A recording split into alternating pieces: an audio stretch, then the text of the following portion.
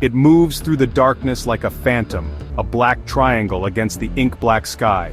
To those on the ground, it is invisible, unheard, and unknown until it is too late. This is the B-2 Spirit, America's stealth bomber. A weapon of immense power, able to slip past enemy defenses and deliver a devastating blow unseen. On June 22, 2025, this silent hunter was unleashed. It launched from Missouri, crossing continents on a mission that would push the Middle East to the brink. The mission Operation Midnight Hammer strike deep inside Iran and cripple its most protected military sites. Tensions between Iran and Israel had reached a boiling point over Iran's nuclear program. The US intervened, aiming to prevent a regional war and send an undeniable message. The B-2 was chosen to deliver that message. As it streaked silently over the Zagros Mountains, its two pilots focused on their high-stakes task. The world held its breath, as intelligence agencies scrambled to understand what was unfolding. The ghost in the night was about to make its presence known. What makes the B-2 Spirit so special? Its shape, a flying wing with no tail or sharp angles, scatters radar waves, making it nearly invisible. Its top-secret coating absorbs radar energy, and even its engines are hidden to mask heat signatures. Every detail is engineered for stealth, creating a true phantom of the skies. But stealth is only half the story. The B-2 can fly over 6,000 miles without refueling, and with aerial refueling its range is virtually unlimited. It can strike anywhere on the globe from its base in Missouri, projecting US power worldwide. Its payload is formidable. Up to 40,000 pounds of conventional or nuclear weapons, including the massive GBU-57 bunker buster. With only about 20 in existence, each costing over $2 billion, the B-2 is reserved for the most critical missions. It is a rare strategic asset, a silver bullet in America's arsenal. When the B-2 is deployed, the world pays attention. On this night, it was about to change history. Operation Midnight Hammer was bold and risky. Two B-2 bombers flying over 30 hours from Missouri, refueled mid-air by tankers from the UK and Indian Ocean. Their targets, Iran's Fordow nuclear facility, an IRGC command bunker near Tehran, and a secret missile factory in the eastern desert. The B-2S carried GBU-57 bunker busters and precision-guided smart bombs. The goal: surgically remove key parts of Iran's military and nuclear infrastructure, not cause mass casualties. The strike was executed with chilling precision. The first B-2 released its massive bomb over Fordow, shattering the mountainside. Minutes later, the second B-2 struck the command bunker and missile factory. The entire attack inside Iranian airspace lasted less than 15 minutes. Before Iran could react, the B-2S vanished into the night, beginning their long journey home.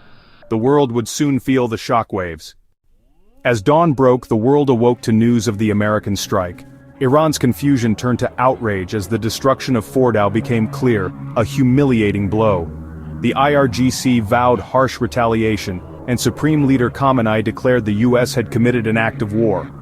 As the B-2S returned, Israel launched its own strikes on Hezbollah positions in Syria and Lebanon, showing a united front. Iran responded with missile barrages on Israeli cities. Israel's defenses intercepted most, but some caused casualties and panic. Iranian fast boats harassed oil tankers and proxy militias attacked US bases in Iraq. The region became a tinderbox. Civilians rushed to shelters, airlines canceled flights, and oil prices soared. The limited strike had mushroomed into a dangerous, unpredictable conflict. The world watched in horror, fearing escalation. The Middle East teetered on the edge of all-out war. The next move could change everything. With war looming, the US launched a diplomatic offensive. The Secretary of State raced between capitals, warning Iran that further attacks would trigger overwhelming US response. America framed the strike as a necessary action to prevent nuclear proliferation. The UN Security Council convened, the US presented intelligence on Iran's nuclear progress. European allies called for de-escalation, urging Iran to negotiate. Quiet channels opened through Oman and Switzerland, offering Iran a ceasefire in exchange for diplomacy. Iran, weakened but defiant, agreed after 3 days of tense talks. The ceasefire was fragile, an agreement to stop shooting, not a peace treaty. Iran halted attacks. The US and Israel paused operations. The immediate crisis was over, but the conflict's roots remained. The world exhaled, knowing this was only a temporary reprieve. The struggle for power in the Middle East was far from finished. In the aftermath, each side assessed its gains and losses. For the US, Operation Midnight Hammer was a qualified success. Iran's nuclear facility crippled, command center destroyed, missile program set back. The B-2 strike showcased America's unmatched reach and technological edge. For Iran, the loss was humiliating, but the regime survived and projected defiance. Retaliation against Israel and US bases allowed Iran to save face domestically. Israel gained time, but the attacks revealed its vulnerability to Iranian missiles. Civilians were shaken, and the threat of future conflict inside Israeli cities became real. The strike redrew power lines in the region, deepening mistrust and animosity. Iran's nuclear ambitions were delayed, but its resolve likely hardened. The seeds of the next conflict were sown in the rubble of the last. The Middle East remained on edge.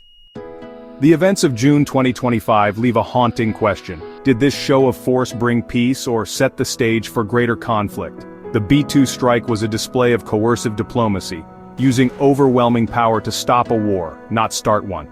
It drew red lines but also humiliated Iran, possibly fueling a desire for revenge.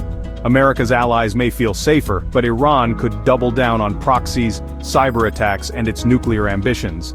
Advanced weapons can destroy targets, but they can't build trust or lasting peace. The future of the Middle East will be shaped by diplomacy, not stealth bombers. Operation Midnight Hammer bought time but didn't solve the underlying problems. Whether this is a turning point or just a pause before the next storm depends on what happens in the quiet halls of diplomacy.